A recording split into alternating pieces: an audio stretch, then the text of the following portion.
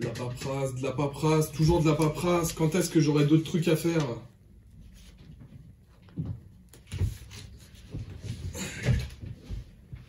Si t'en as marre de la basse besogne, j'ai peut-être un truc pour toi. Je vous écoute. Le film d'horreur La Nonne a marqué les esprits, en plus d'avoir été un grand succès. Ce personnage de la nonne démoniaque est déjà devenu une figure du cinéma de genre. Cette idée de diable ou de démon qui s'infiltre dans les monastères n'est pourtant pas nouvelle.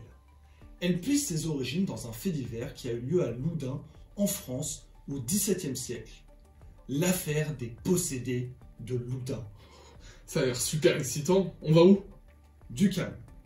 Suis-moi, je vais t'expliquer.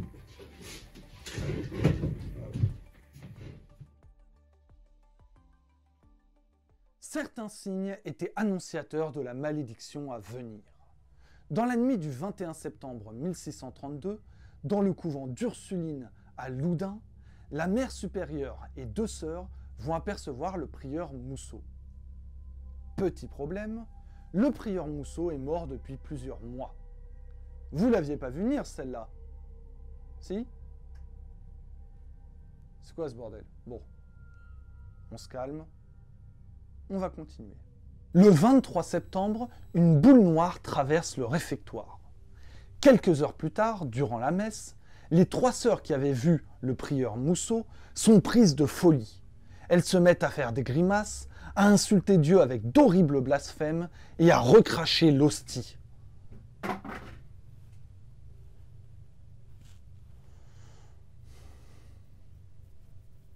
Dans les jours suivants, les 14 autres sœurs tombent elles aussi dans la folie. Elles affirment voir un fantôme. Et c'est l'enchaînement. Elles refusent de s'alimenter. Elles se mettent à courir sur les toits du couvent à demi nues et elles grimpent aux branches des arbres.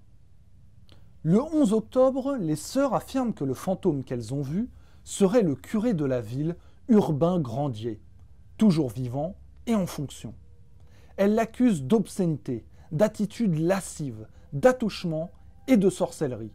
La prieure Jeanne des Anges affirme faire des rêves érotiques avec lui, tandis que les autres religieuses disent être tombées amoureuses après avoir humé des roses enchantées. Tu sais où je peux trouver ces roses? Ce curé Grandier n'avait pas que des amis. Il était même en conflit direct avec le cardinal Richelieu, le premier ministre du roi Louis XIII. Ceci explique peut-être cela. Il avait publié un pamphlet contre le cardinal. Il s'opposait à la destruction des murs de la ville et au transfert du grenier à sel dans une autre cité. Les deux demandes venant de Richelieu. Il était également connu pour sa grande tolérance envers les protestants. Pour couronner le tout, il avait une réputation de séducteur et avait mis enceinte 2 filles du village. Son évêque référent l'avait d'ailleurs sanctionné d'une interdiction de sacrement. On ajoute à ça qu'une épidémie de peste a frappé la ville en 1632, faisant 3700 victimes, un quart de la population. Épidémie que certains lui mirent sur le dos en raison de son comportement. C'était pas lui. Il n'y a pas de lien entre les mœurs sexuelles des gens et les catastrophes naturelles. Aucun. De nombreux exorcismes furent pratiqués sur les sœurs, discrètement, puis en public, devant une foule de plus en plus nombreuse.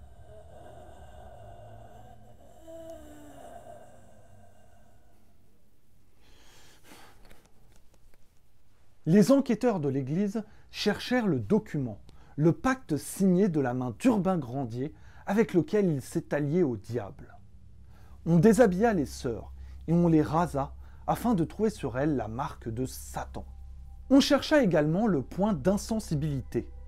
Il s'agit d'une sorte de torture qui ne dit pas son nom. On estimait qu'en cas de possession démoniaque, l'endroit où le démon pénétrait dans le corps de la victime devenait insensible. Les enquêteurs enfonçaient des aiguilles sur toutes les parties du corps des sœurs. Et si sur un point, elles ne ressentaient pas la douleur, sorcière! Le 30 novembre 1633, plus d'1 an après le début de l'affaire, une commission spéciale dépêchée par le Conseil du roi est chargée d'enquêter officiellement sur Urbain Grandier. À noter que le jugement de cette commission sera sans appel possible auprès du Parlement de Paris. Une circonstance exceptionnelle prouvant que le pouvoir veut vraiment faire taire cet opposant. Urbain Grandier est arrêté le 6 décembre 1633. Son traité sur le célibat des prêtres est saisi lors de la perquisition de son domicile. Ce ne sera pas à son crédit. De nombreuses preuves farfelues sont apportées par l'accusation. Des pactes signés avec le diable et des témoignages frauduleux. On écarte volontairement toute preuve de son innocence. Une cicatrice à la main sera le signe qu'il est signé avec son sang un pacte diabolique. Il est d'abord acquitté, puis soumis à la question, puis condamné au bûcher. Il n'a pourtant rien avoué, même sous la torture, et les sœurs qui avaient porté l'accusation se sont rétractées. Mais ça ne suffit pas. Avant sa mise à mort, on le torture à nouveau, en lui comprimant les jambes jusqu'à écraser ses os et sa moelle. Il sera ensuite exécuté devant 6000 personnes le 18 août 1634.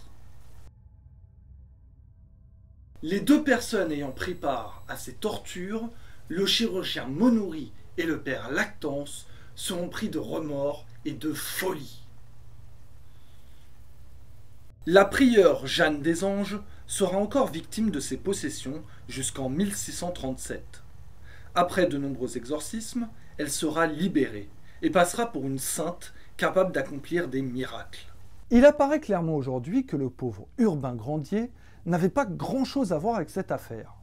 Il s'agit probablement d'un complot, dont il fut soit la cible, soit le bouc émissaire. Plusieurs hypothèses sont évoquées. La sœur Jeanne des Anges aurait accusé Urbain Grandier car celui-ci avait refusé le poste de confesseur qu'elle lui avait proposé.